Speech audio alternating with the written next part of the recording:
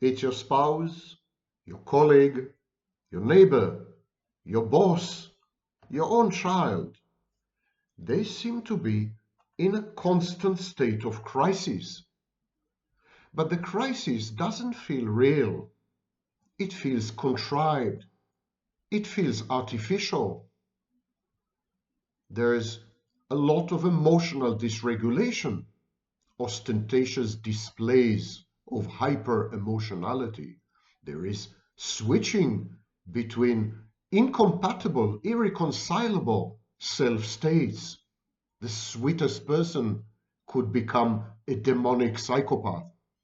There's chaos, disruptive behaviors, sabotage, passive aggression, identity diffusion or disturbance. You can't recognize the same person from 1 minute to the next, from one day to the next. There's a lot of mixed signals. I hate you, don't leave me. I love you, I wish you were dead.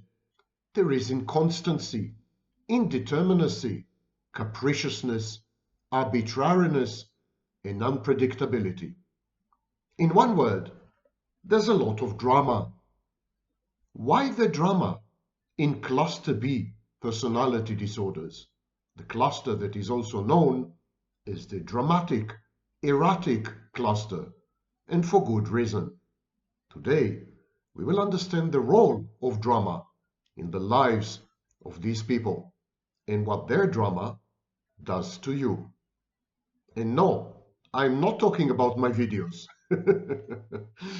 My name is Sam Vaknin. I'm the author of Malignant Self-Love, Narcissism Revisited, and I'm also a professor of clinical psychology. Start with a definition.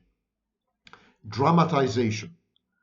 Dramatization is defined by the APA, American Psychological Association Dictionary, as attention-getting behavior, such as exaggerating the symptoms of an illness in order to make it appear more important than the occurrence of the same illness in another person. In psychoanalytic theory, dramatization is the expression of repressed wishes or impulses in dreams. So, dreams are dramatic. There are a few common features to the drama in the lives of all cluster B personality disorders. Now, cluster B personality disorders couldn't be more different to each other. The psychopath is cold-hearted, cunning, scheming, calculated, Machiavellian, callous, disempathic, and heartless. The borderline, on the other hand, is overflowing with emotions such as love and dedication and so on. So they seem to be incompatible, but what unites them all is drama. And the drama in the lives of the psychopath, the antisocial personality disordered person, the patient with borderline personality disorder, narcissistic personality disorder, and the much forgotten histrionic personality disorder, the drama in the lives of all these actors has a few basic common underlying features. I'm going to deal with the underlying features first, and then I'm going to describe each and every cluster B personality disorder and its relationship or its relation to drama and dramatization as an instrument, as a behavior, as a mood, as a choice. It is important to understand that drama enhances self-efficacy. Drama is perceived by the disordered person as a positive adaptation because drama secures outcomes. When you, as a borderline or a narcissist or even a psychopath or histrionic, when you use drama, you get results. Drama, therefore, enhances your ability to extract favorable outcomes from an environment which is sometimes indifferent, in the best case, or hostile. Drama is also a form of external regulation. By using drama, you elicit and solicit highly specific reactions from people. These reactions are used to regulate internal psychodynamics, internal psychological processes. Your sense of self-worth if you're a narcissist, your sense of safety and stability if you're borderline. So this is external regulation, and drama is a tool intended to secure this form of regulation because internal regulation is missing. Drama is addictive. It's addictive because it's a form of risk-taking. There's a lot of adrenaline involved. There's a lot of dopamine involved. I'm kidding you not. It's hormonally addictive. Drama is also a kind of challenge to oneself and challenge to the environment. That's why it's so intriguing and so interesting and so captivating and so fascinating and so amazing. Drama is a mystery. You never know how it's going to end, and you never know how it's going to unfold. You cannot second guess the reactions of other people. You cannot anticipate and predict fully the way the environment would adapt to your drama and alter itself, transform, owing to your drama. So drama contains a mysterious, adventurous element which goes hand in hand with risk-taking and thrill-seeking, psychopathic traits, by the way. Drama also kind of goes hand in hand with grandiosity, because if you are at the center of the drama, let alone if you have initiated the drama, that makes you important. You're in the limelight. You're in the center of attention. Everyone revolves around you. Everyone tries to resolve your problems or predicament. Everyone is trying to help you or take you down. Whatever the case may be, you are suddenly the pivot and the axis around which everyone sort of revolves. And so drama helps to distort cognition. If you are grandiose like the narcissist, drama helps you to believe your own confabulations and self-deception. It self-enhances. It allows you to buttress your fantastic, inflated self-concept, self-image, and self-perception.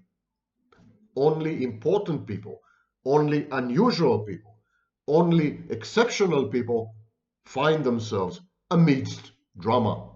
Drama is a hallmark and a sign and a badge of your exceptionalism and your uniqueness. Drama is a narrative, of course. Dramas are mini theater productions, mini movies. So drama involves a plot. There's a plot, there's a storyline, it's a piece of fiction, and it's a narrative.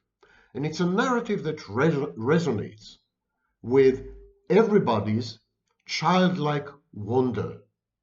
When we witness drama, or when we are involved in drama, let alone when we initiate drama, when we engender it, we feel as if we were children. There's a sense of wonder. There's a sense of what would happen next. Thrill, as I said. There's a lot of thrill in this.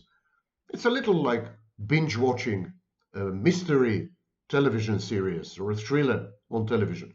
It is as if you were catapulted into a movie and you're a character, a protagonist. There's a bit of fictophilia here, a bit of even fictosexuality. And so drama fosters dissociation. It cuts you off from reality. It impairs your reality testing. You're no longer embedded in your environment, in the world at large, with other people, with situations that you have to cope with, strategies you have to adopt. All this is forgotten because all your resources, mental resources, are involved now, consumed by the drama. And so drama imposes huge costs in terms of mental resources. It is depleting, and it renders the participants, especially the recipients of the drama, the ones who are exposed to the drama willy-nilly, unwillingly, not voluntarily. It exposes these people to huge costs, it depletes them, and then it makes them defenseless, vulnerable, malleable, and amenable to manipulation. Drama is therefore Machiavellian. Drama, in some cases, not in all cases, is a reenactment of early childhood conflicts. For example, there's a lot of drama in the shared fantasy of the narcissist.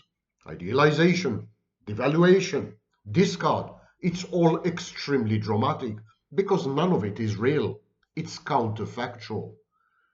Counterfactuality is a crucial element in the drama of cluster B personality disorders. And in the case of the narcissist, at least, there's a reenactment of early childhood conflicts and an attempt to find a different solution, to end the story differently with a maternal substitute. And this involves drama because the minute you convert, for example, your intimate partner or your best friend, the minute you convert them into maternal figure, what you're actually doing, you're imposing on them a role. It involves role playing.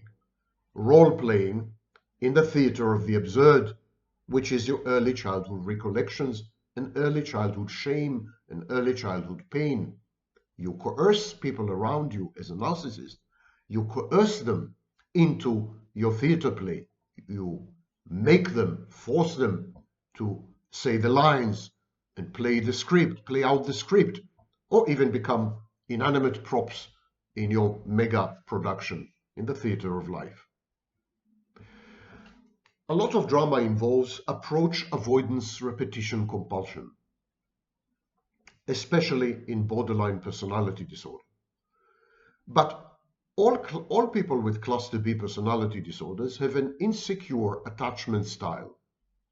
And so dismissive, avoidant, and anxious, and so on. So the relationships, the interpersonal relationships of people with cluster B personality disorders involves a kind of idealization in the case of borderline and narcissist, or approach in the case of psychopath and histrionic. So there's an approach, and then internal dynamics cause the disordered person to walk away, to push people away. For example, in the case of the borderline, there is engulfment anxiety. The borderline suffers from twin anxieties: abandonment anxiety, the clinical term is separation insecurity, and engulfment anxiety. When she gets too close to someone, when there's intimacy that emerges naturally, when her love, and I say I am using the female pronoun, although half of all borderlines are men, when her love is reciprocated suddenly, she's terrified, she feels suffocated, she feels engulfed and consumed, she's about to disappear, and she runs away. Approach avoidance. It's a repetition and it's a compulsion. It cannot be helped. But the very dynamic of approach and then avoidance and then approach and then avoidance and so on injects instability and unpredictability into the relationship. In short, it creates drama.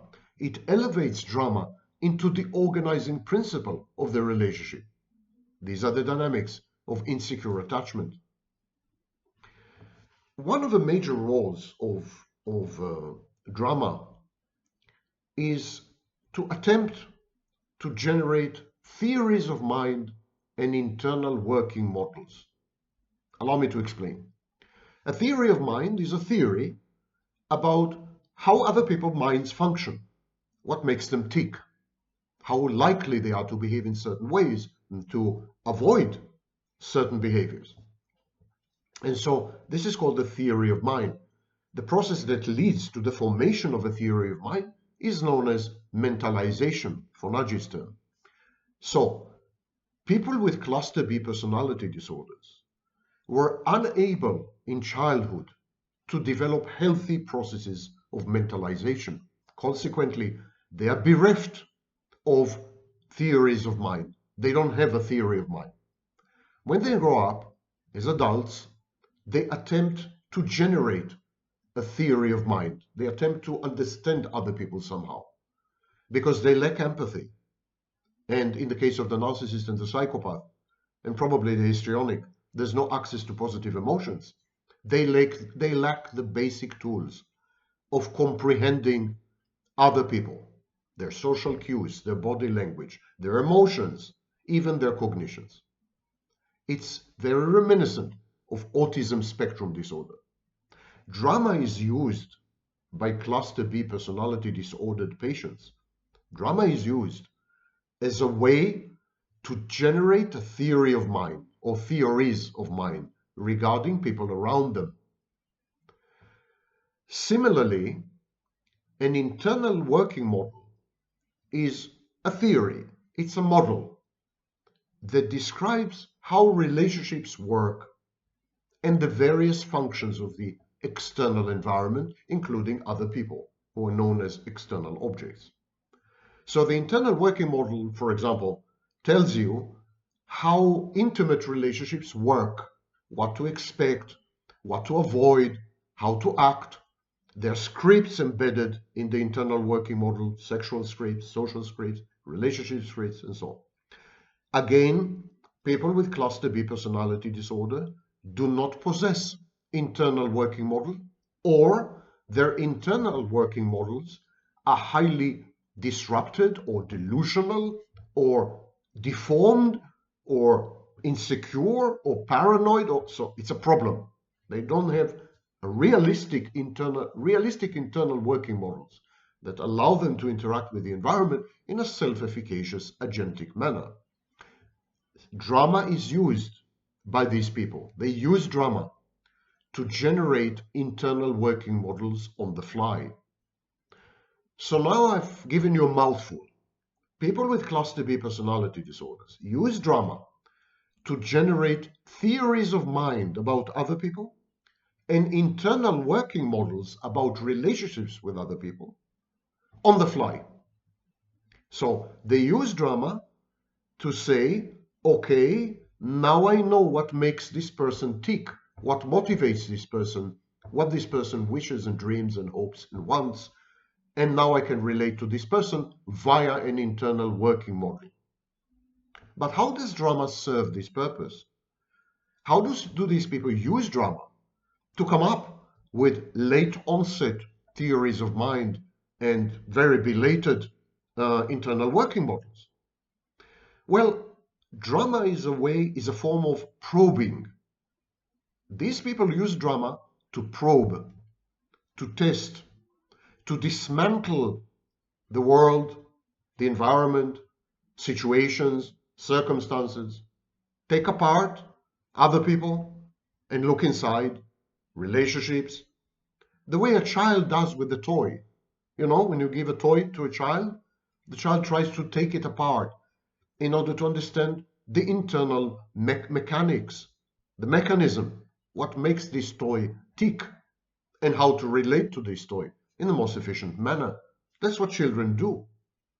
And so when a very young child, is faced with television, they may wish to take the television apart to see if there are small people inside. It's the same with cluster B personality disordered people. They use drama to take the television apart, to take other people apart, to disintegrate the world, to dissolve it, to decompose it, and to study it. They probe, they test, and they dismantle the universe. Drama is a blunt force instrument, a tool, a wrecking ball, a tool that can destroy everything and does destroy everything. But it's not destruction for its own sake. It's not wanton destruction. It's destruction which is more scientific in nature. Let me break this thing into smithereens so that I can see inside it and form and generate a theory about it. And that's one of the major roles of drama. Now, a lot of drama, especially in borderline personality disorder, narcissistic personality disorder, to some extent in psychopathy, a lot of drama involves intermittent reinforcement. Hot and cold, I love you, I hate you. Reminiscent of approach avoidance, but on a micro level, whereas approach avoidance cycles are much longer in time. You know, an approach avoidance cycle can take years. Intermittent reinforcement is a daily occurrence. You can never predict the mood. You can never anticipate the language, the attitude, the motivation, and the behavior of these people. And they generate in you a dependency on their next move. They hurt you, and then they're the only ones who can take the pain away. This is known as trauma bonding.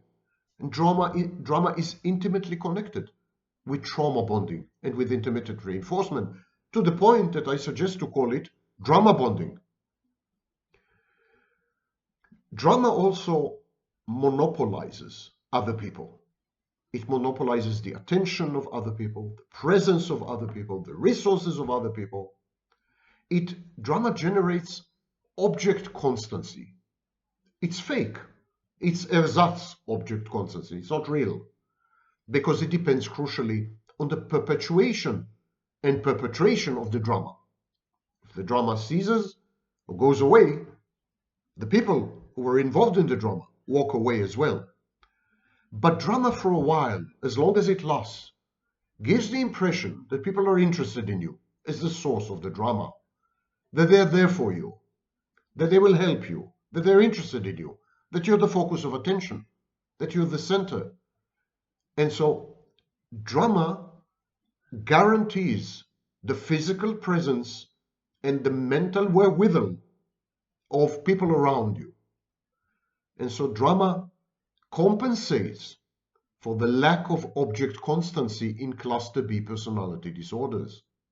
People with cluster B personality disorders have object inconstancy, or in the case of the borderline, introject inconstancy. Be that as it may, an inconstancy, an impermanence, to use Jean Piaget's language, an impermanence related to other people.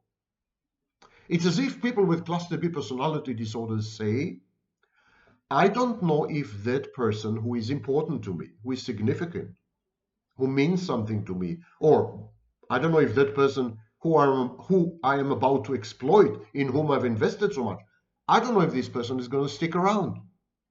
And to make sure that they stick around, to make sure they don't walk away, to make sure they don't become overly independent and autonomous and what have you, or defiant or whatever, to make sure of that, I'm going to create drama. And these people whose presence I want to secure, whose attention I want to guarantee, these people will be so immersed in my drama that they will always be there for me, as long as the drama lasts.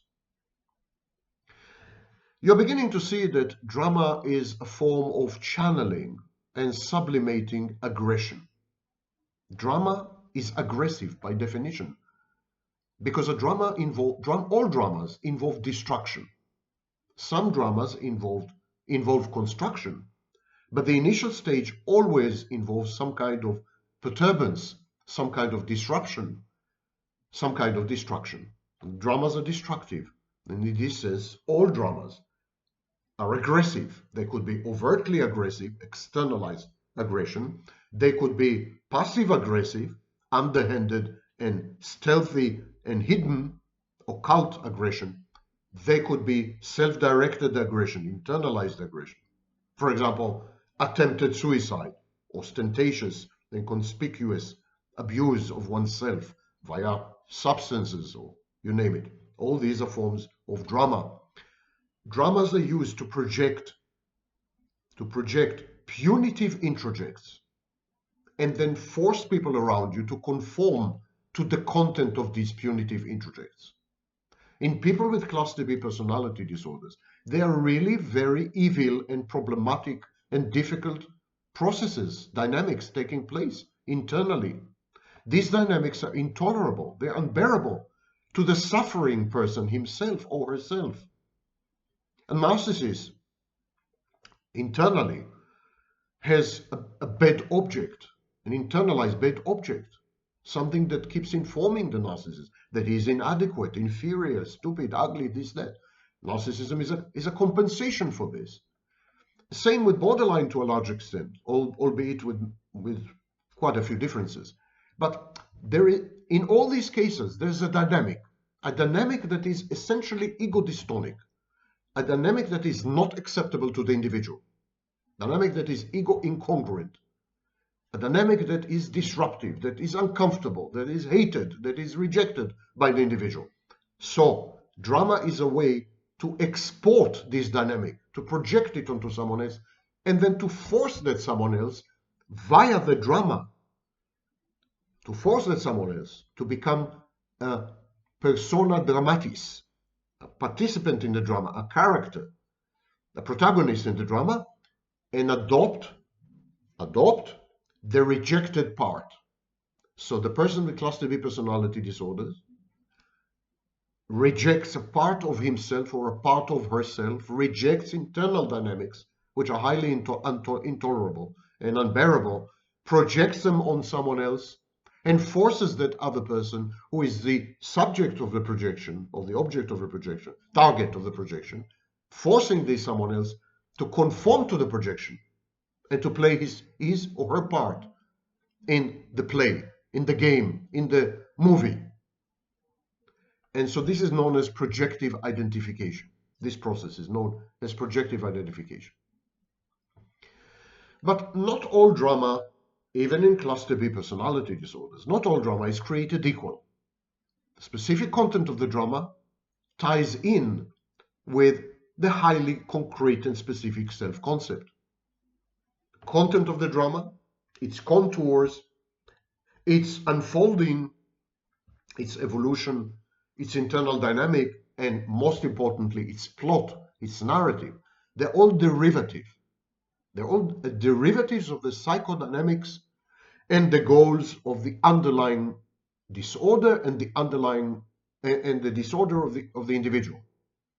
So you could conceive, therefore, of drama as a kind of fantasy within a paracosm, within an alternative reality. So in the case of the borderline, the narcissist, and the histrionic, dramas are enactments of fantasies. And that's why we have psychodrama, a form of therapy, which uses drama. Because drama allows you to reframe reality in ways which are conducive to mental health. However, in the case of narcissism and borderline personality organization and histrionic personality disorder, the drama is a fantasy that is used to displace reality, to substitute for reality. The counterfactual drama becomes reality, and so it is a paracosm. It is an alternative chosen reality, non-reality in effect. And so this fantastic character, the fantastic elements in the drama, they serve psychological functions. They cater to psychological needs. For example, in the drama of the narcissist, the fantastic elements in the drama would support and buttress the narcissist's inflated, godlike self-image or self-concept. In the fantasy of the borderline, there's a lot of drama, of course. Borderline's fantasy is highly dramatic. And the drama would serve to uphold and sustain and maintain the borderline's regulation via an external object. So dramas are highly functional, and one could even say that as long as the mental illness is there, dramas are actually survival strategies or positive adaptations, because they channel the fantasy, they structure it in a way that allows the disordered individual to become self-efficacious. Like in codependency, in some cases, drama allows the individual, the borderline, the narcissist, the psychopath, so exactly like in codependency, drama allows the individual to control from the bottom. In this highly specific type of drama, the control from the bottom drama, or the codependent drama, or the dependent drama, in this type of drama, there are displays of feigned helplessness, a kind of power asymmetry. I'm weak, you're strong, you will save me.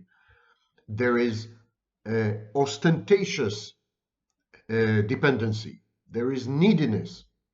And the idea is for the drama to trigger the savior, rescuer, healer, fixer complex in vulnerable people who are vulnerable to this message.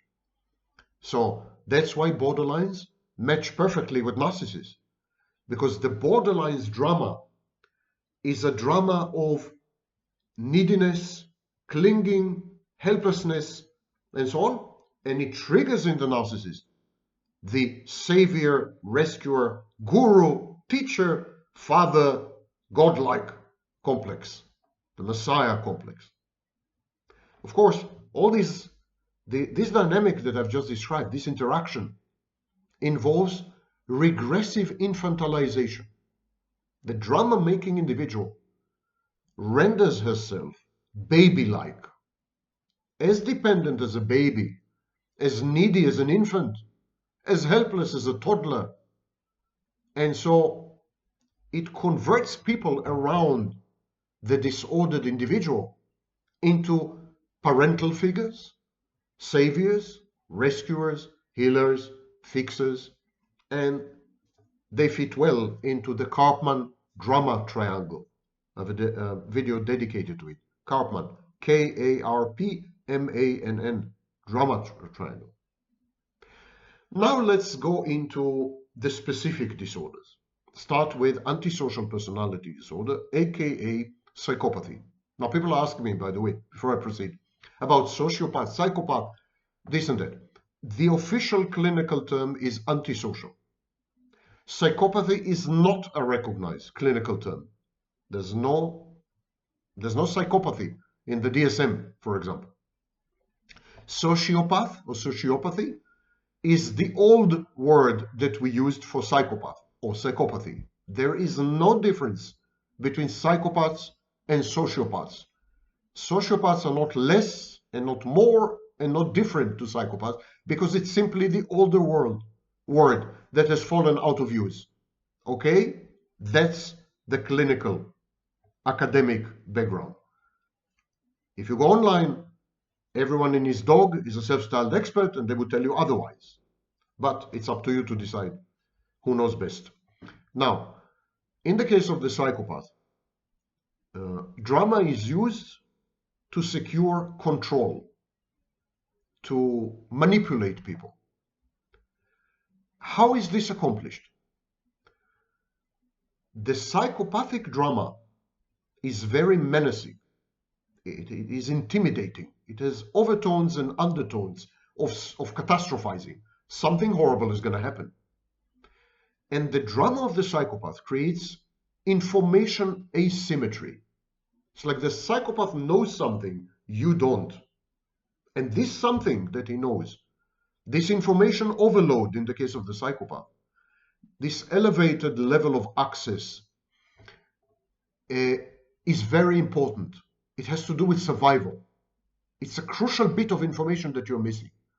It creates in you, as the recipient or the target of the psychopath's drama, creates in you anxiety, disorientation, a sense of dislocation. And this induces dependency on the psychopath. When you're in the presence of the psychopath would create intentionally drama to enhance uncertainty. This uncertainty creates anxiety, is anxiogenic, creates anxiety in other people, and they look to the psychopath to reduce this anxiety. They begin to regard the psychopath as anxiolytic, as the only way to reduce anxiety, to feel comfortable and safe. So this is the main role of the psychopath's drama. The borderlines drama has multiple roles. That's why drama is so embedded in borderline. That's why it's a critical diagnostic criterion, actually, in borderline personality disorder. Because it caters to a panoply of needs and regulates a series of very crucial dynamics, moods, emotions, and even cognitions. Start with the fact that in borderlines, drama, external drama, is used in order to drown out internal drama. Drama is present in the borderline's life all the time. Every second, every microsecond of every second, or every minute, or every hour, or every day, all her life, all his life. Half of all borderlines are men, I repeat. So there's always drama. However, a lot of the time, the drama is internal. There is this cacophony of clashing voices, or internal objects that argue with each other. It's a mess. There's a lot of drama internally. Sometimes this internal drama becomes unbearable, threatening, overwhelming.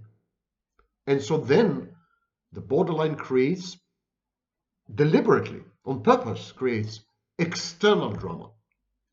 The external drama is so cacophonous and so noisy and so perhaps threatening and so destabilizing and so disorienting and so on, that it drowns out the internal drama. It silences it, at least for a while.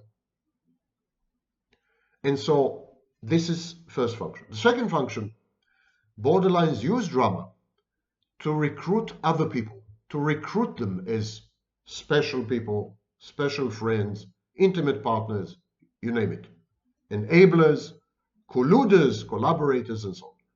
The drama is used to recruit people, to participate in the borderline shared fantasy, to share the burden. Drama loves company, exactly like misery.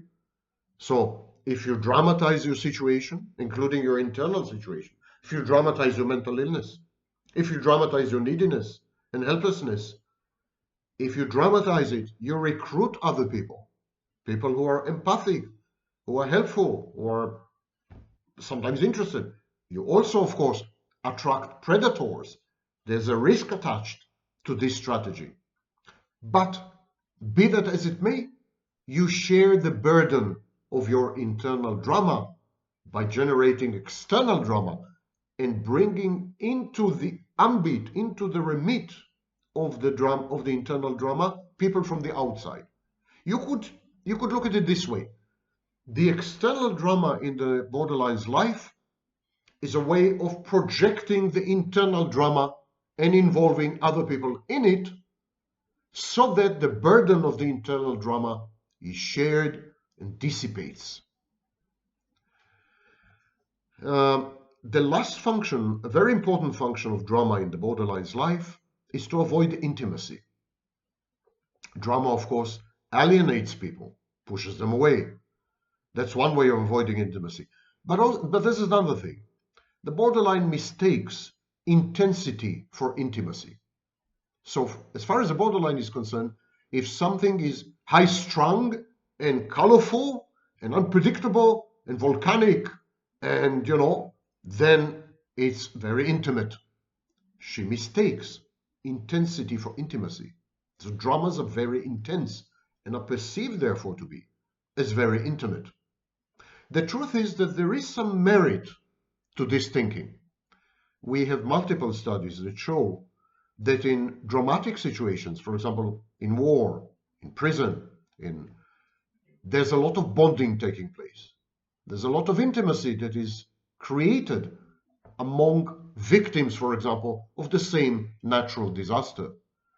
So drama does engender intimacy. Problem with the borderline, she's incapable of transitioning from dramatic intensity to pedestrian intimacy, whereas most healthy people are capable of this.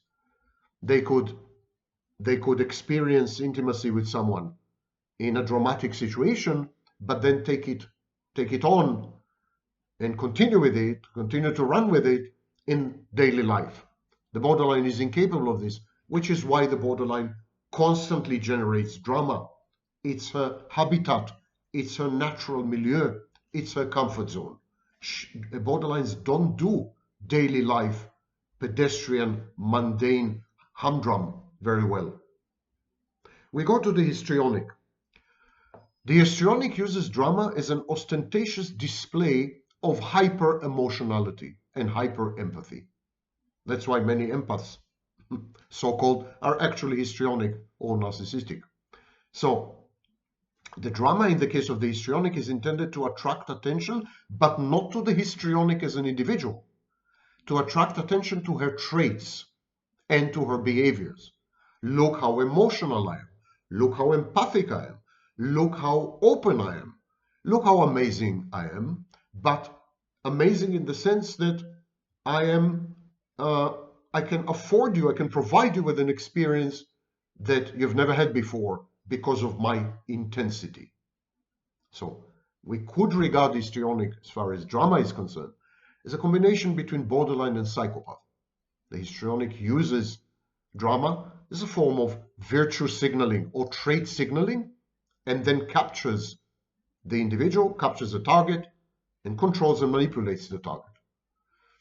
And finally, the narcissist, of course, although narcissists don't like to be the last ones. Most narcissists would resent me for this. As far as a narcissist is concerned, drama in the narcissist's life is used to attract attention. It's an attention-seeking behavior. But it is also used to self-enhance. The drama is tailored in order to yield an outcome or a resolution or a consequence that somehow enhances the narcissist's self-concept or self-image. So the drama would lead to kind of denouement, to an end that supports the narcissist's view of himself or herself. Half of all narcissists are women.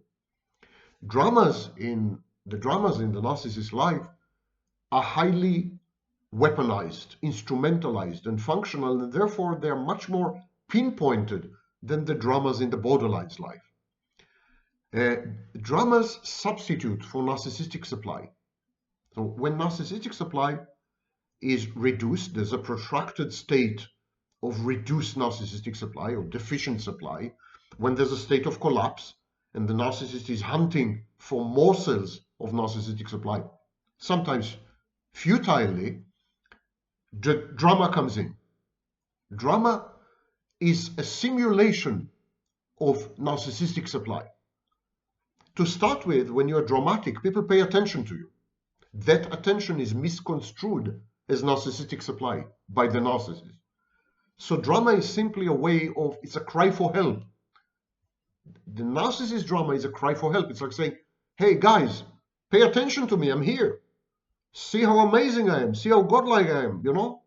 And the only way to get your attention, the only way to secure your presence and monetize your eyeballs, so to speak, is to create drama. So that's what I'm doing. It's a way to open the spigot of narcissistic supply. And finally, drama allows the narcissist to distract himself in a state of collapse. State of collapse is when the narcissist is absolutely unable to obtain supply. No matter what he does, he fails to obtain supply. That creates a major crisis. It creates depression. So there's a mood disorder attached to it. That's why drama is also very common in the manic phase of bipolar disorder. So it creates this internal drama of I'm vanishing, I'm disappearing. I cannot exist through anyone's gaze because no one is looking at me, no one is interested in me. It's horrible, and it's a sense of despair. And so drama is used to forget about it, to somehow distract the narcissist.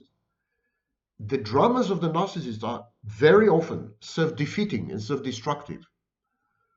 The dramas of the narcissist generate threats to the narcissist's existence, well-being, freedom, prosperity. And so at that point, this creates an existential crisis. And when you're in an existential crisis, when you're fighting for your life, I mean, narcissistic supply becomes a secondary consideration when you're fighting for your life. So the drama is used to distract the narcissist from the fact of his or her collapse. At the same time, the drama allows the narcissist to self-supply. I'll give you an example. If the narcissist creates a drama which is paranoid, the narcissist convinces himself that he is at the center of some conspiracy, malign intent, or malevolent attention. This paranoia places the narcissist firmly at the center of attention of the conspiracy, the center of attention of the colluders. And so that constitutes self-supply. It restores the flow of narcissistic supply via a delusion, a paranoid persecutory delusion. And of course, it creates drama. So drama is used simultaneously to distract the narcissist from the fact, from the reality of no supply, never mind what I do, and at the same time, self-supply by, for example, saying, I am not getting supply because I'm the target of a conspiracy, because people are envious of me.